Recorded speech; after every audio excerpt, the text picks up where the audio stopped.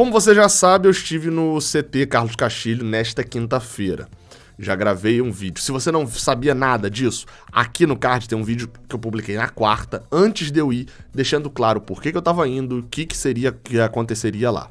Se você já viu o vídeo da quarta-feira e não viu o vídeo que eu publiquei na quinta, ainda gravado lá diretamente do CT, recomendo que vá ver, sabendo que neste vídeo lá de quinta-feira eu publiquei só as informações que foram passadas lá, informações que eu vi, ou seja, coisas que eu vi. Mas eu não fiz qualquer tipo de análise, só mostrei e tal, filmei um pouco lá. Este vídeo aqui não tem nada relacionado ao CT, às obras do CT, etc. Por quê?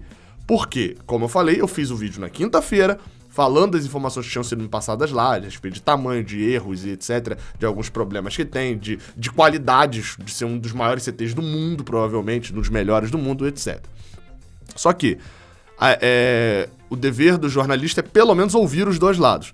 Então eu já entrei em contato com o Pedro Antônio, que foi o responsável ali pelas obras e foi quem viabilizou, né, as obras do CT financeiramente, foi quem geriu as obras depois, emprestou o dinheiro para o Fluminense para poder fazer as obras e ele mesmo geriu, né, a compra do material e etc, os custos todos.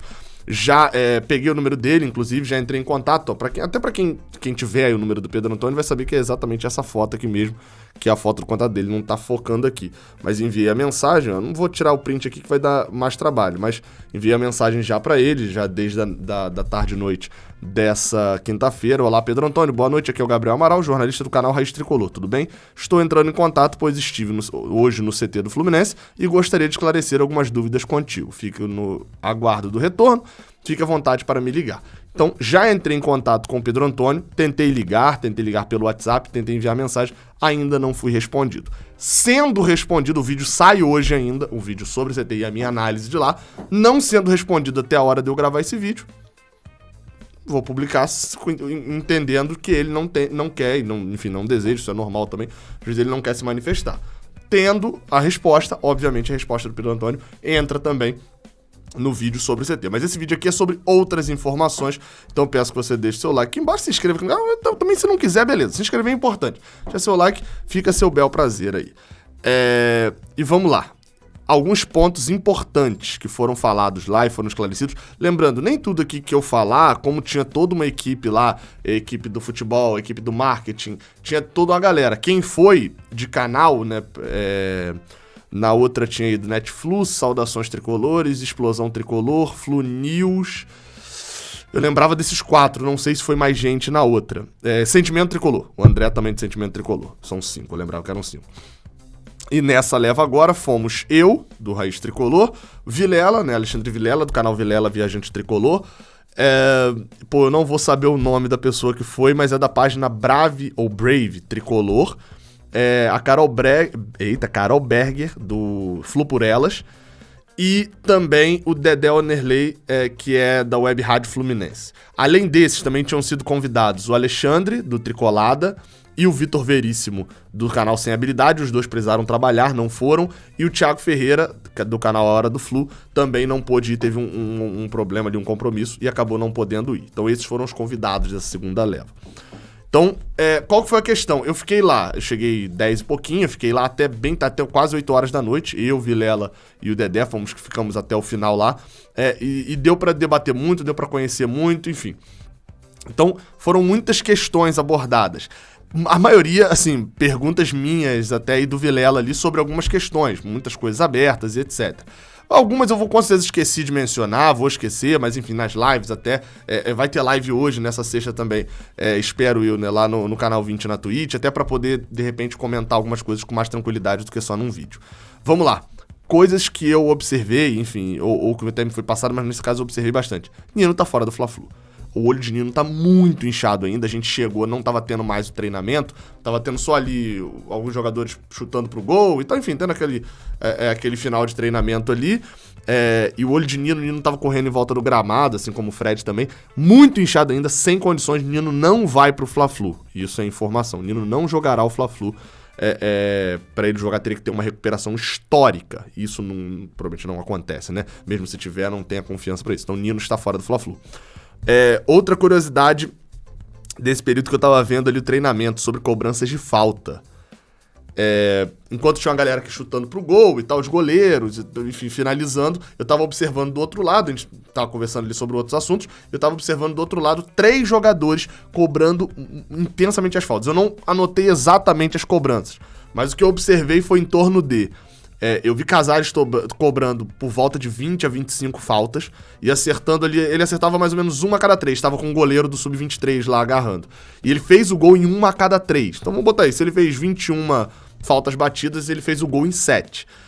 O melhor aproveitamento, aliás, o outro que estava batendo, Casares de direita, batendo Marlon de esquerda. Não estava batendo muito bem.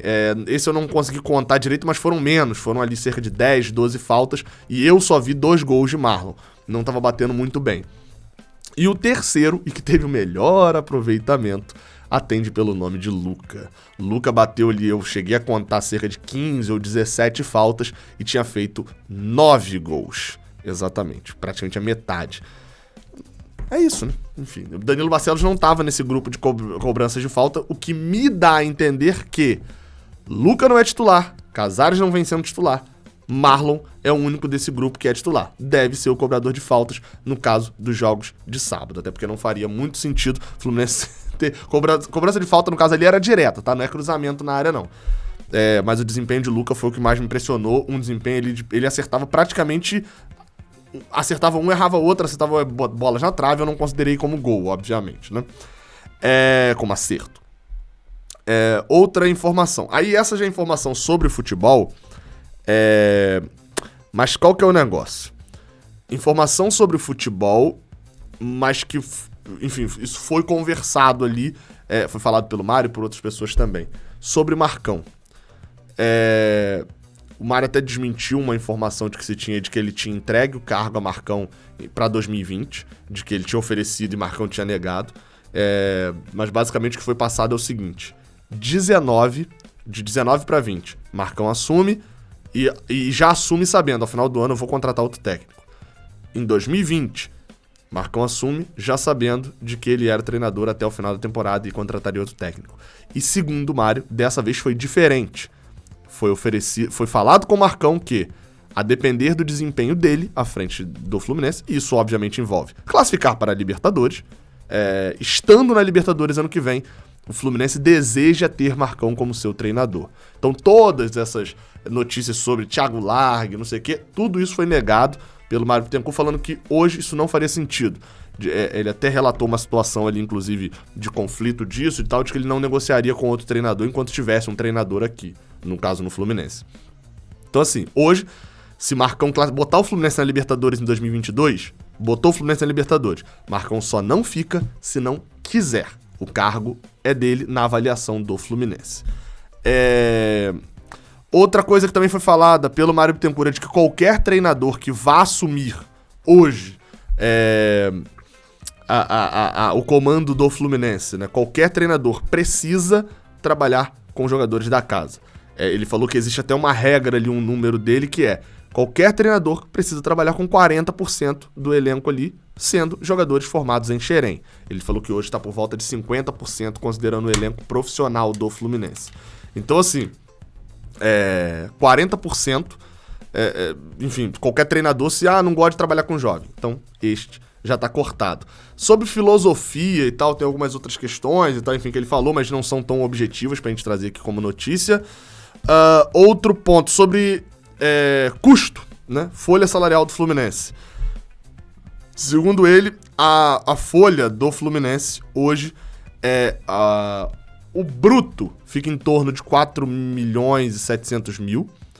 E o líquido, ou seja, o quanto que o Fluminense paga ao jogador, tirando imposto, tirando outras coisas, fica em torno de 3 milhões e 900 mil reais. Isso é o que o Fluminense, se somar ali o salário de cada jogador, 100 mil de um, 500 de outro, 300 de outro, 50 de outro, etc, etc, são 3 milhões e 900 mil reais. Dá uma média ali, considerando o elenco profissional tem 35 jogadores, dá uma média de pouco mais de 100 mil de salário. Obviamente, Abel Hernandes com mais de 400 mil, né? 400 mil alguma coisa, e um jogador ali que acabou de subir da base com 40, 50 mil reais de salário. Obviamente que tem essa balança aí.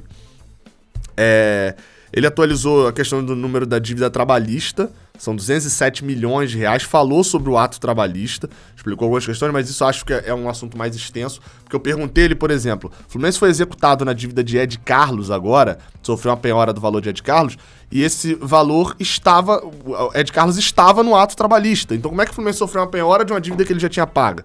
Ele até explicou isso, mas eu vou, se vocês se interessarem mesmo por isso, eu replico aqui depois a explicação lá que ele deu dentro desse sentido. Bem, então essas são as informações.